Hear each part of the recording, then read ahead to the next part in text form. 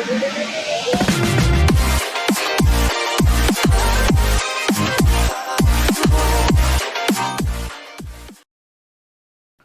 everyone, welcome to GED exam preparation class. I am your host and instructor, Ruben Herrera.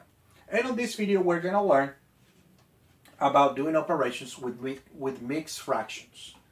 There's only one rule whenever we want to do operations with mixed fractions, and that is for all four operations: multiplication, division, addition, and subtraction.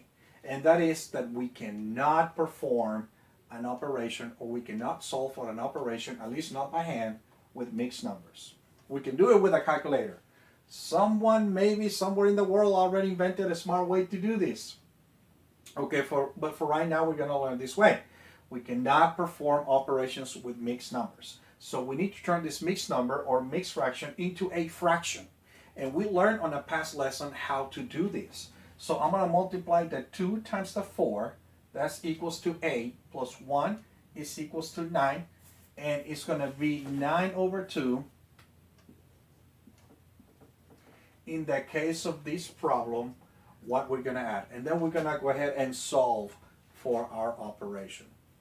Also, sometimes, my friends, you're going to see that you will have not a mixed number, not a fraction, but a whole number like this.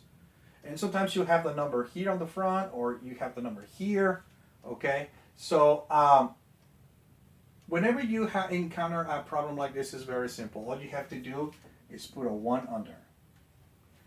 And then go ahead and solve for the problem. And this is it. This is the only update, and this is the only difference when it comes to doing operations with fractions and mixed numbers, or just whole numbers. Thank you very much for watching this video, and I'll see you guys in the next lesson. Bye-bye.